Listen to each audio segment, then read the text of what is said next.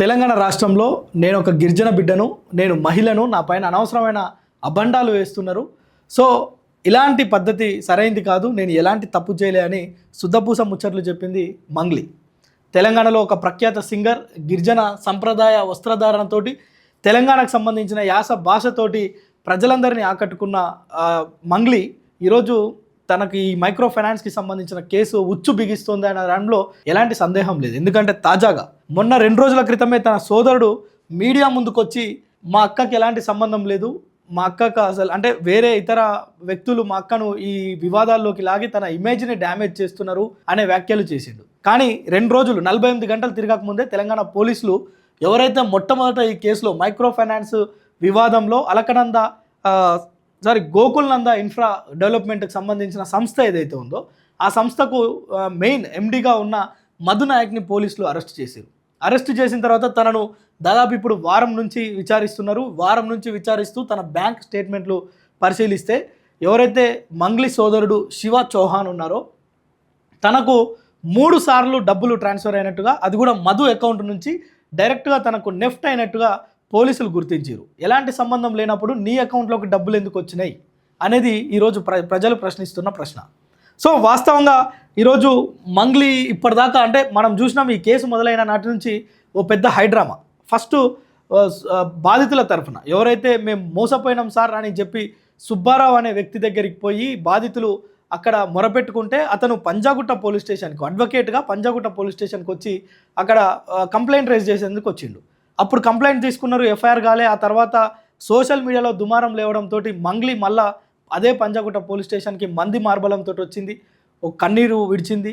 నేను ఒక ఆడపిల్లను, నేను ఒక గిరిజన బిడ్డను అంటూ తను మీడియాతో మాట్లాడింది. నా పైన అబండాలు వేస్తున్నాను అన్నది. నాకు ఇందులో అసలు సంబంధమే లేదు, నేను ఏం ఎరగనని చెప్పింది ఫస్ట్. తర్వాత నేను కూడా బాధితురాలనే అన్నది. ఈరోజు వాళ్ళ తమ్ముడి అకౌంట్లోకి 3 సార్లు డబ్బులు రావడం పైన పోలీసులు నిఘా గట్టిగా పెట్టిరు.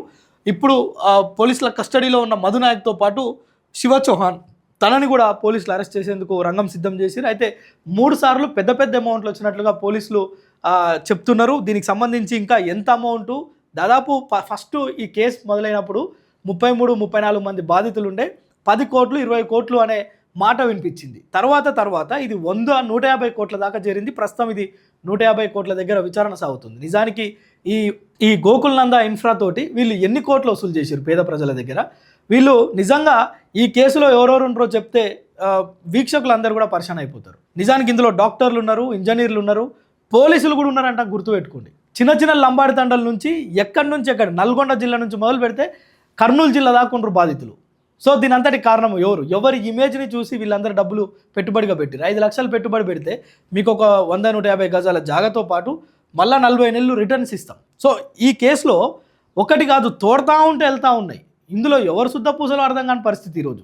దీనిపైన పోలీసులు గట్టి విచారణ చేసి నిజానికి ఇక్కడ మంగ్లీకి ఒకవేళ పొలిటికల్ సపోర్ట్ కనుక ఇస్తే నిజంగా పేద ప్రజల్ని ఈరోజు వాళ్ళ కూడు గుంజుకున్నట్టే, నోటి దగ్గర ఉన్న కూడు గుంజుకున్నట్టే. ఇట్లాంటి కేసుల్లో ఇలాంటి వాళ్ళు నిజంగా ఇందులో ఈమె ఉందా లేదా రేపు పోలీసులు తెలపాలి.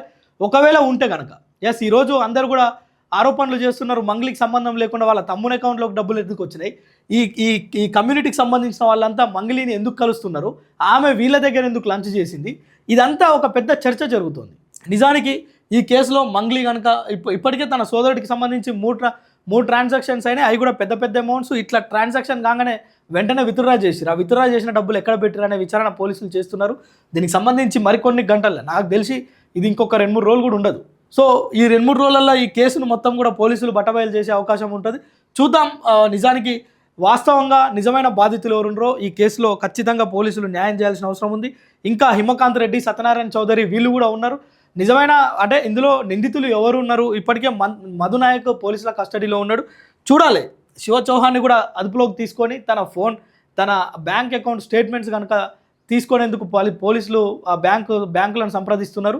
అయితే ఆ స్టేట్మెంట్స్ అన్ని కనుక వస్తే నిజానికి మంగ్లీ స్టేట్మెంట్లు కూడా చెక్ చేసే అవకాశం ఉంది. ఇందులో రేపో ఈరోజు తన స్టేట్మెంట్స్ కూడా చూస్తారు. ఎందుకంటే ఈ కేసులో ఇన్వాల్వ్ అయిన ఎవరైనా కానీ తనకు ₹1 ట్రాన్సాక్షన్ చేసినా తను కూడా ముద్దాయిగా నిలబడే అవకాశం ఉంటుంది. ఇంకా ఇక్కడ గిరిజనులము లేదంటే దళితులము మహిళలము ఇట్లాంటివి నడవవు. నువ్వు ఒక గిరిజనురాలువే కాదంటలే, నువ్వు ఒక మహిళవే. ఈరోజు నువ్వు ఒక బెంచ్ కారులో తిరుగుతున్నావు. సమాజం అంతా ప్రపంచం అంతా తిరుగుతున్నావు, ఇతర దేశాలకు పోతున్నావు, ఇక్కడ నువ్వు క్యాస్ట్నో లేదంటే నేను ఒక ఉమెన్ కార్డునో లేదంటే క్యాస్ట్ కార్డునో పెట్టుకోవాల్సిన అవసరం ఏముంది మోసం చేయకపోతే? ఎస్, నేనేం తప్పు చేయలేదని నువ్వు సవాల్ చేయొచ్చు, కానీ నాకేం సంబంధం లేదు, నేను కూడా బాధితురాలనే, నేను కూడా బాధితుల పక్షాన కొట్లాడతా, ఇలాంటి సుద్దపూస డైలాగులు వేసి ఈరోజు మళ్ళా నీ తమ్ముని అకౌంట్లకు డబ్బులు ఎట్లా వచ్చినాయని ఆరాధిస్తే మళ్ళీ ఇప్పుడు నువ్వు కనిపించకుండా పోతున్నావు. చూద్దాం ఈ కేసులో పోలీసులు ఫైనల్గా ఏం కంక్లూజన్ ఇస్తారు, పేద ప్రజలకు న్యాయం జరుగుతుందా, న్యాయం జరిగేంత వరకు మనం కొట్లాడే ప్రయత్నం చేద్దాం.